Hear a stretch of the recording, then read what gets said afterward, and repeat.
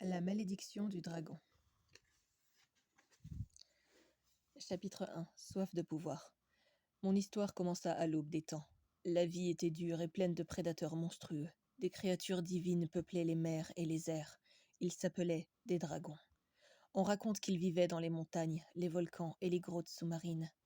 Aussi sublimes que cruelles, ces créatures étaient protégées des dieux, à l'image de leurs pires craintes, mais aussi de leur meilleur côté. La peau couverte d'écailles de la taille d'un rocher d'1 mètre sur 1,50 m, crachant du feu ou de la glace, ayant des griffes acérées plus tranchantes que n'importe quelle invention de l'homme. Leur sang à lui seul était un remède contre toute blessure ou maladie. L'homme fut créé dans le but de le servir et de le nourrir. Mais l'homme évolua et finit par se rebeller et tuer les dragons.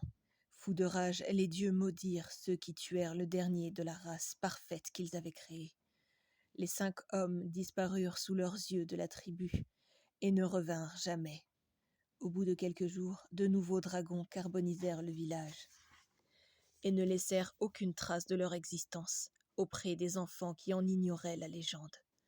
Celle-ci fut retrouvée sur des pierres des milliers d'années plus tard, dans une grotte inaccessible aux dragons. On raconte depuis que toute personne participant à la mort d'un dragon en devenait un lui-même, et doit vivre comme lui, laissant à la pleine lune son corps humain pour regretter sa vie d'avant et la mort de la vie précieuse que l'on a arrachée. J'avais entendu cette histoire des centaines et des centaines de fois.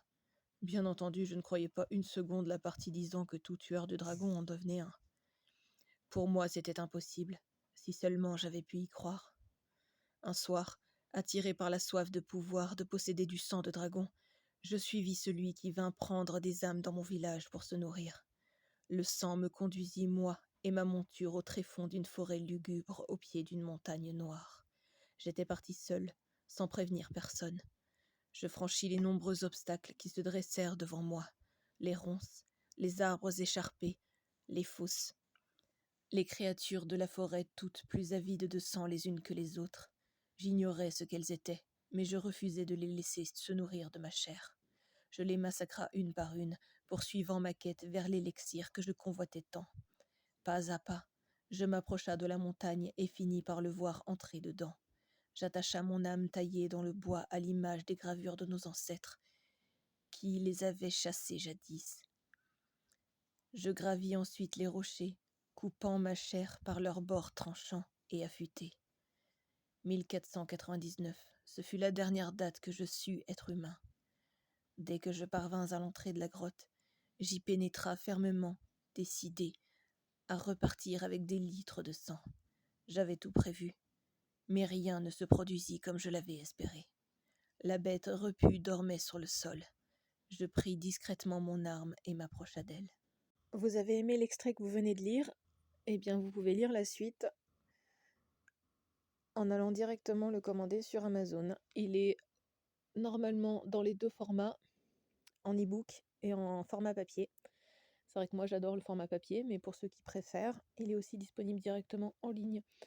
Voilà, donc moi c'est Crystal Love, c'est RYSTAL, espace LOVE. Donc il faut savoir que tous mes livres sont avec cette couverture-là.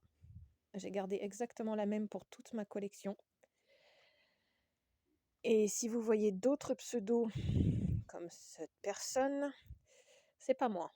Moi, mes livres sont exactement identiques. Rien à voir avec tous ceux qui ont pris mon prénom et mon pseudo via mon premier blog que j'ai fait. J'ai pas pensé malheureusement à déposer le nom, sinon ils auraient tous dû me payer des droits d'auteur. Mais voilà. Je découvrais Internet, c'était nouveau. Mais bon, voilà. Vous pouvez trouver tous mes romans que je vais vous lire en extrait, un de chaque, au fur et à mesure sur mon TikTok. À bientôt!